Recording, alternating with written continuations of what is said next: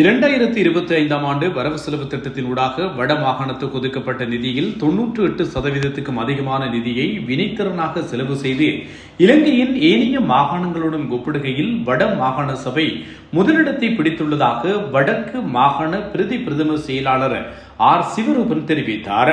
வடக்கு மாகாண ஆளுநர் என் வேதநாயகன் தலைமையில் மாகாண பிரதம செயலாளர், அமைச்சுக்களின் செயலாளர்கள், பிரதம செயலாளர்கள், மாகாண பணிப்பாளர்கள், ஆணையாளர்கள் மற்றும் திணைக்கள தலைவர்களுடனான 2026 ஆண்டுக்கான கடமை ஆரம்பிக்கும் விசேட நிகழ்வு ஆளுநர் செயலகத்தில் இன்று வியாழக்கிழமை காலை இடம்பெற்றது.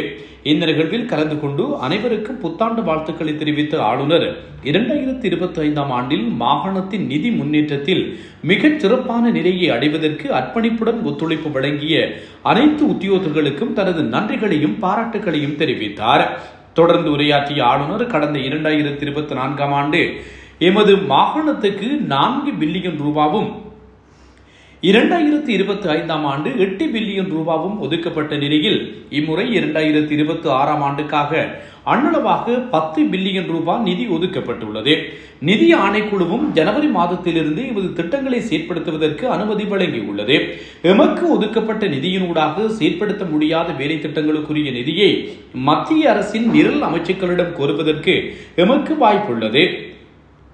குறிப்பாக மாகாண சபைகளுக்கு நிரல் அமைச்சுக்களின் நிதியை ஒதுக்கீடு செய்யுமாறு ஜனாதிபதி அனுரகுமார திசாநாயக்க அவர்களும் பணிப்புரை விடுத்துள்ளார். எனவே இவ்வாண்டில் எம்மால் முன்னரை விட கூடுதலான அபிவிருத்தி திட்டங்களை முன்னெடுக்க முடியும் என நான் உறுதியாக நம்புகிறேன். எமது மாகாணத்தில் சில குறிப்பிட்ட பிரதேசங்களை தொடர்ச்சியாக வெள்ள பாதிப்புகள் எதிர்கொண்டு வருகின்றன. அந்த மக்கள் ஒவ்வொரு தடவையும் பாதிக்கப்படுவதை நாம் பார்த்துக் கொண்டிருக்க முடியாது. எனவே அவ்வாறு அடையாளம் காணப்பட்டுள்ள பிரதேசங்களில் எதிர்காலத்தில் வெள்ள பாதிப்பை முற்றாக இல்லாதொழிப்பது அல்லது குறைப்பது எவ்வாறு என்பது தொடர்பில் இவ்வாண்டில் விசேட கவனம் செலுத்தப்பட வேண்டும். சொல்வது சுலபம், ஆனால் அதனை நடைமுறைப்படுத்துவது கடினம். நாம் இங்கிருந்து கொள்கைகளை வகுத்தாலும் அதனை களத்தில் செயற்படுத்துபவர்கள் நீங்களே.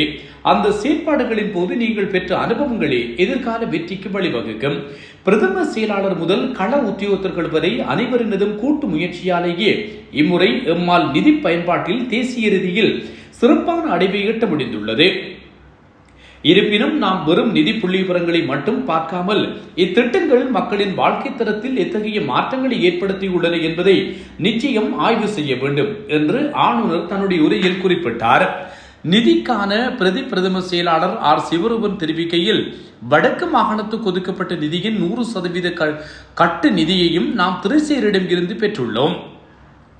கடந்த 30ஆம் தேதி நள்ளிரவு வரையில் 98% அதிகமான நிதியை செலவு செய்துள்ளோம். பல்வீக முன்னேற்றத்தை பொறுத்தவரையில் நாம் 100% இலக்கை எட்டியுள்ளோம்.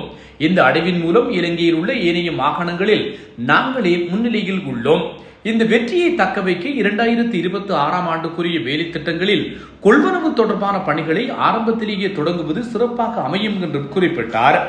பிரதம செயலாளர் தனுஜா முருகேசன் அவர்கள் கருத்துரைக்கையில், வடக்கு மாகாணம் இம்முறை பூச்சிய வரவு செலவு திட்டம் என்ற மிகச் சிறப்பான நிதி முகாமைத்துவ நிலையை எட்டியுள்ளது. இந்த நிலையை அடைவதற்கு பங்களிப்பு செய்த அனைவருக்கும் நன்றிகள். 2026 ஆண்டுக்கான திட்டங்கள் தொடர்பில் நிதி ஆணைக்குழுவால் வழங்கப்பட்டுள்ள புதிய அறிவுறுத்தல்களுக்கு அமைவாக எமது எதிர்கால செயற்பாடுகளை முன்னெடுப்போம் என்று குறிப்பிட்டார். இந்த நிகழ்வில் மாகாணத்தின் உயர் அதிகாரிகள் பலரும் கலந்து கொண்டனர். வடக்கு மாகாண ஆளுநர் ஊடக பிரிவு குறித்த செய்தியை தங்களுடைய Facebook பக்கத்தில் வெளியிட்டுள்ளது.